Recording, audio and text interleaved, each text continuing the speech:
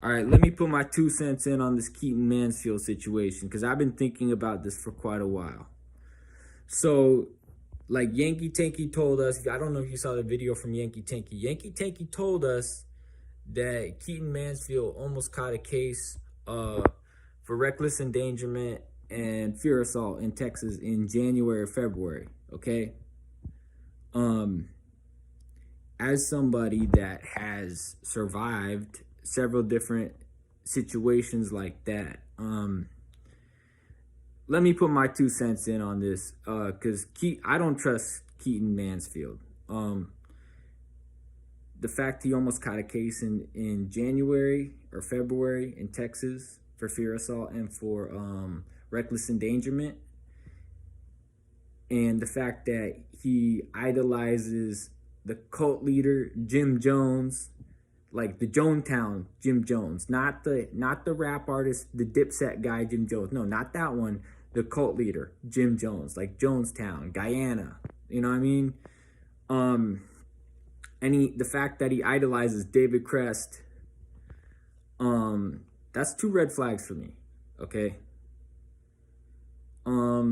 Furthermore,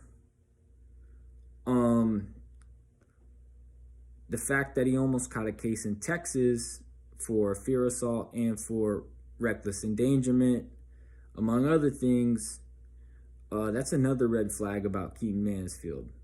It's another red flag on his record.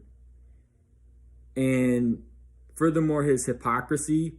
Like, he was in DC the other day giving rosaries out to pro-lifers when Keaten Mansfield had a relationship with a transgender individual. He basically pulled a Young Buck. You remember how Young Buck had a relationship with a transgender individual and then claimed that he didn't? It might have been Tony Yayo that exposed Young Buck on that. You remember that? Well, Keaten Mansfield did the exact same thing. Keaten Mansfield was all talking up a big game and stuff, and then claiming to be all socially conservative and stuff, and then he had a relationship with a transgender individual. And basically, to put it as Snooki would say, they smushed several times. You know what I mean? So there you go.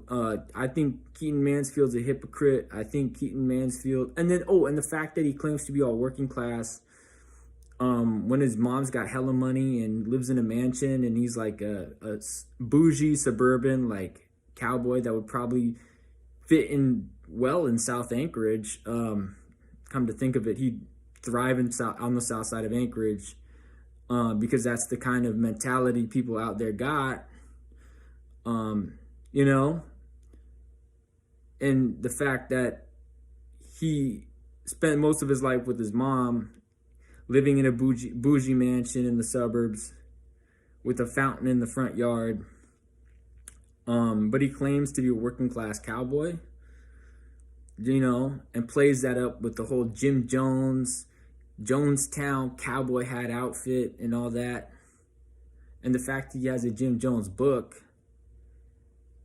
And this ain't the 2-step Jim Jones. This is the Jonestown Jim Jones. You know what I mean?